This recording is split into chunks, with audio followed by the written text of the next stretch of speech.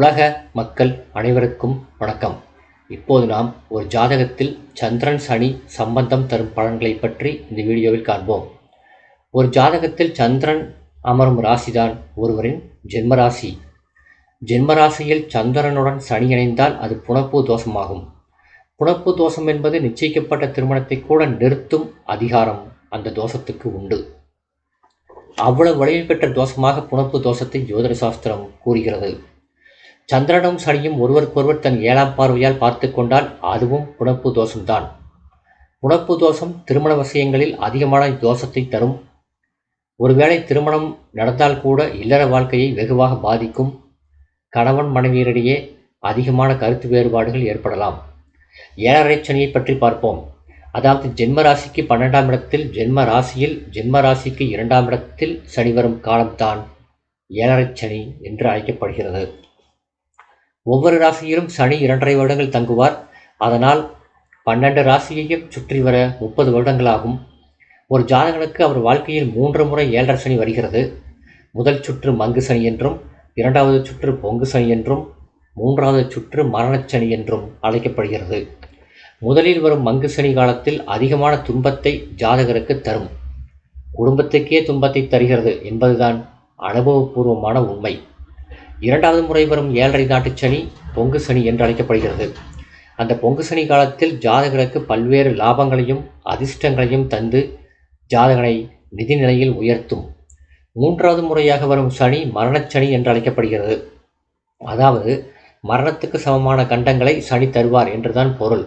அதுபோல் சந்திரனுக்கு 8ஆம் இடத்தில் சனி வருவது அஷ்டமச்சனி என்று அழைக்கப்படுகிறது. இந்த 2.5 வருட அஷ்டமச்சனி காலத்தில் ஜாதகருக்கு எல்லா விதமான வேதனைகளையும் தருவார்.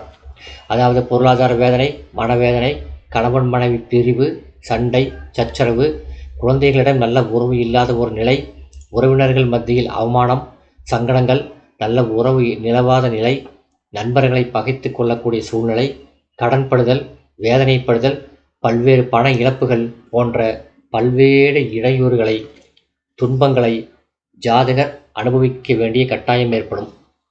7.5 நாட்டு சனி போல முதல் சுற்று, 2வது சுற்று, 3வது சுற்று என்ற கணக்கெல்லாம் கிடையாது.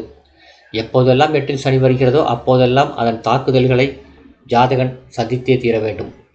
அடுத்து சந்திரனுக்கு 7ஆம் இடத்தில் சனி வந்தால் அது கண்டகச்சனி என்று அழைக்கப்படுகிறது. கண்டகச்சனியும் 2.5 ஆண்டுகள்.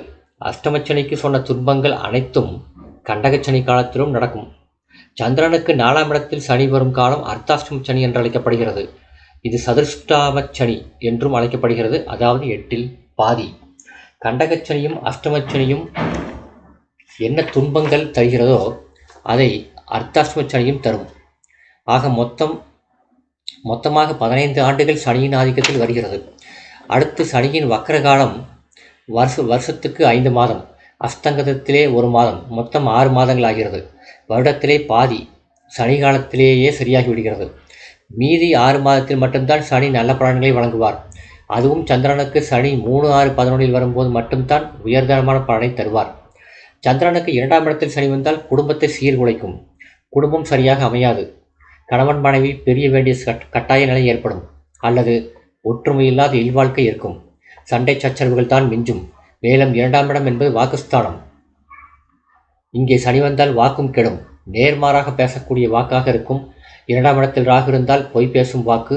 2ஆம் இடத்தில் கேது இருந்தால் என்னென்ன கெட்ட வார்த்தைகள் இருக்கிறதோ அத்தனையும் ஜாதகன் பேசுவான். சனிக்கு ராகு கேதுகளைப் போல் சொல்லப்படவில்லை. 2ஆம் இடத்தில் சனி இருந்தால் ஒருவர் ஒரு கருத்தை சொன்னால் அதை மறுத்து பேசக்கூடிய நிலையை தரும். 2ஆம் இடத்தில் சனி தனலாபத்தை தருவார். சந்திரனுக்கு 5ஆம் இடத்தில் சனி வந்தால் புத்திரதோஷம் தருவார். ஜாதகனுக்கும் ஜாதகனின் தாய் தந்தைக்கும் சண்டை சச்சரவுகள், நல்ல உறவுகள் இல்லாத நிலை போன்றவை தரும். அல்லது புத்திரர்களை இல்லாத நிலை கூட ஏற்படும். அடுத்து சந்திரனுக்கு 9ஆம் இடத்தில் சனி வந்தால் நல்ல பலன்கள் தரும். 10ஆம் இடத்தில் சனி வந்தால் ஜாதகனை வெளிநாட்டுக்கு அனுப்புவார். 4ஆம் இடத்தில் சனி வந்தாலும் வெளிநாட்டு யோகம் உண்டு. 4, 7, 10 சனி இருந்தால் ஜாதகனை வெளிநாட்டுக்கு அனுப்புவார். இதில் ஒரு உண்மை என்னவென்றால் ஜாதகனை குடும்பத்தை விட்டு பிரித்து வெளிநாட்டுக்கு செல்லும் நிலையை தருகிறது. 3, 6, 11 என்ற இடங்களை தவிர எஞ்சிய இடங்களிலே நல்ல பலன்கள் கிடைப்பது அரிதாகும். எனவே சந்திரன் சனி சம்பந்தம் நல்ல பலன்களை தருவதில்லை. பெரும்பாலும் முதலில் அது இல்வாழ்க்கையை கெடுக்கும், திருமணத்தை தடை செய்யும், திருமணத்தை தாமதப்படுத்தும். திருமணமானவர்களுக்கு குடும்பத்தில் பிரிவினைகள், பிரச்சனைகள் ஏற்பட்டு சந்தோஷமில்லாத நிலையை தரும். பொதுவாக மற்ற கிரகங்களுடன் சனி சம்பந்தப்படுவதை விட சந்திரனுடன் சம்பந்தப்படுவது மிகப்பெரிய பாதிப்புகளை தரும். செவ்வாய் 45 நாட்களுக்கு ஒரு முறை ராசி மாறுவார்.